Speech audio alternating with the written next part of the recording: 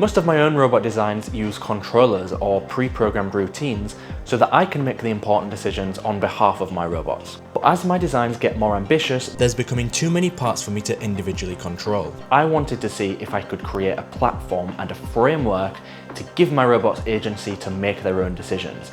Stick around until the end of the video to see how I'm bringing this framework to the open source maker community through Kickstarter. And yes, the early versions of every part of this project are already available to download for free. I started where I often do, within my comfort zone. I went crazy with the mechanical design, adding herringbone gears, snap fits and awkward angles, and I made this cute yet moody looking little creature I called Coglet.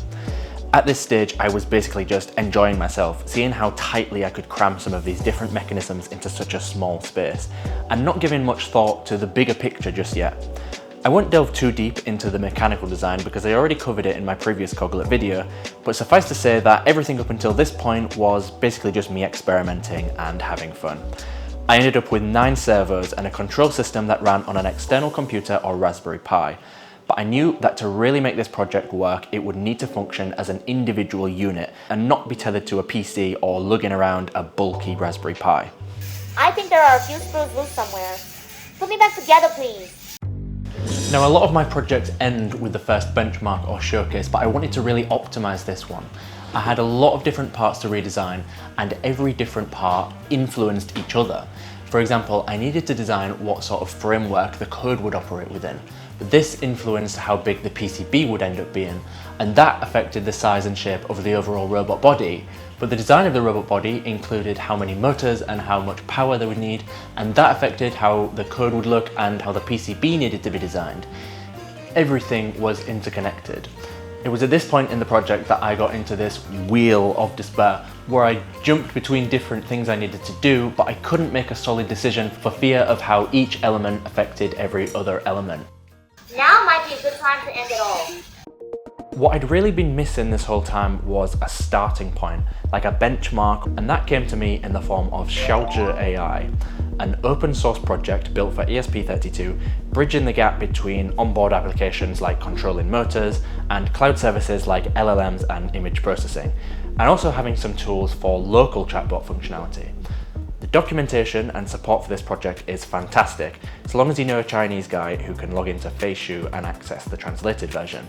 But once you're in, there's so much info on how to design boards, how to program them, and all of the code is fully open source. So after I recreated the breadboard version example and got that working, I designed my first prototype PCB to convert this into this. What is the most important consideration for PCB design? That's a great question. For PCB design, one of the most important considerations. Now you might notice it's a bit uglier than it ought to be, and that's actually because I rethink my PCB design philosophy a bit. I think it's fair to say that when you design a board this complicated, there's basically a 0% chance it will work perfectly on the first test.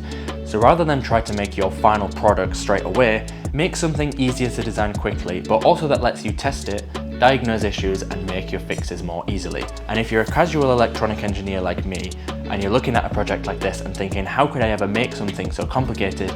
The answer is that I'm using all different open source resources and smashing them together to create this Frankenboard. And that's why I will always advocate for open source. Even if it's not the most profitable, it's just the world I want to live in. Next, I had to squeeze this abomination into this form factor to fit inside Coglet. Get that big, ugly thing away from me. I don't have enough space for that. There. Did I say it clearly enough? And critically, I wanted to add one more feature so that I could access 2 cameras at once. One for real-time tracking of users, people and faces, and the other which could be accessed by the ESP32 and sent to cloud services for image processing. This board is split down the middle. On one half I have the ESP32, which does all the Wi-Fi stuff and acts as the main brain, but I also have another microcontroller, the RP2040, to handle all of the servo control and one of the cameras via the Grove Vision processing board I spoke about in my last video. The real question was, would the new camera adapter work alongside all of the other different processes going on? This layout was now a major departure from the Xiaozhi AI example. To start with, nothing was happening. The camera apparently was not responding. Can you take a photo, please? Oops, looks like the camera took a nap. Maybe it's shy. Frustration aside, this was a mind-blowing moment where I was working on a robot and trying to diagnose an issue and actually asking the robot questions to try and help me resolve the issues while I was working on it. That one timed out again, so I didn't receive a new photo. Usually with these things, it's best to isolate the part you're trying to get working. So I scrapped all of the Coglet AI code and uploaded a simple script to get the camera output. And yes, the camera works, which at least means my schematic is electronically sound. But it wasn't working when I added everything else back in, and it turned out that I was using pins on the ESP, which I used internally for the PS RAM. I was actually excited to be able to reroute and resolder the traces on the board. Is anyone else's reels like 90% PCB repair videos? I actually find them really hypnotic.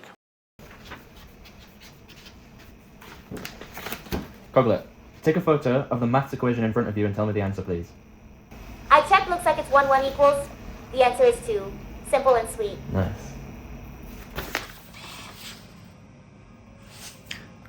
The equation is the quadratic formula used to solve quadratic equations such as times x to the power of 2 plus 2. I had created a PCB which could drive motors, do image processing, access LLMs, and fit inside Coglet without having to change his form factor, and I was very satisfied. The last and maybe hardest problem to solve was to stop him looking so grumpy and sad.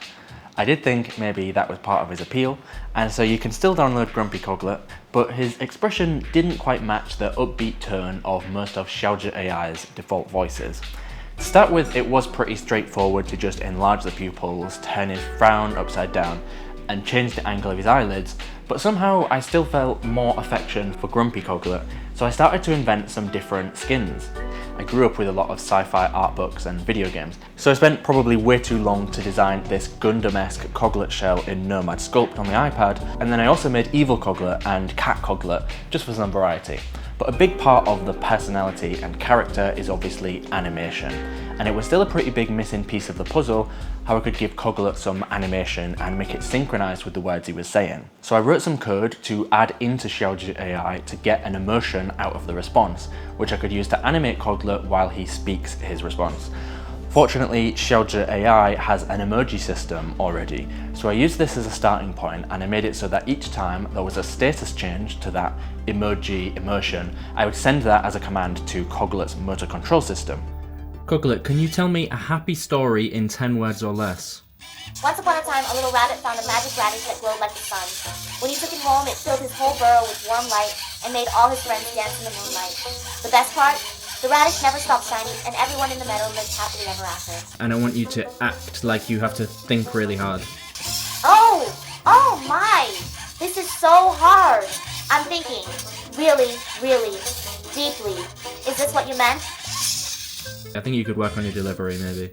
As you can see, he's improving, but there's still more emotions for me to program. I need to fix those squeaky servos, and there's already a ton of other optimizations I can think of.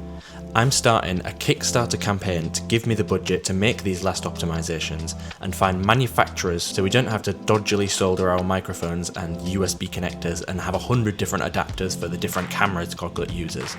So I'm making the Cognog, the heart of Coglet, available to buy alongside the other components either separately as a kit or the whole project in one package. If you want to support me, the best thing you could do for me is to support my Kickstarter campaign to bring Coglet to my online shop. I started NM Robotics almost a year ago with the core mission to try and bring high quality parts, tools and components to makers and DIYers. It's been a rough road, and the entire time it's felt like we've been just right on the edge of being a viable business, but I really feel like Coglet is going to be the project to put us in a comfortable position and give me a foundation. So the other thing which I'm doing, which is kind of crazy, is that I'm releasing Coglet in his current form right now, before the Kickstarter is even over, and that's because I trust in my community and I trust that this work is going to help people learn. So if you check the link in the description, you can get the STL print files and the circuit board schematics for free. And there's also an assembly video covering the mechanical assembly, the circuit board, the software setup. And if you join my Patreon at any tier, you'll get access to the full parametric CAD of Coglet and every one of my past designs, including the version trees. And to bolster the strength of our open source community, I want to offer some incentives and rewards for contributions. More details to follow on that, but I think it will mostly take place in my Discord server. A final closing thought. This project uses AI, which is a complicated topic and I have mixed feelings on it. So let me be clear that I see this as a tool for education and for DIYers, makers and hobbyists. Although it was designed based on Xiaozhi AI, the board itself and therefore the entire project is software agnostic. I want you to think of this as a tool which you can use for good or evil, just as AI itself is a technology which you can use for good or evil. And I believe through learning about this technology and using it to make our own projects and making modifications and sharing and making things open source, we're taking some power into our own hands. Thanks again for watching, guys. A big thank you to all of my patrons, and everything I've discussed here will be in the description. See you in the next one.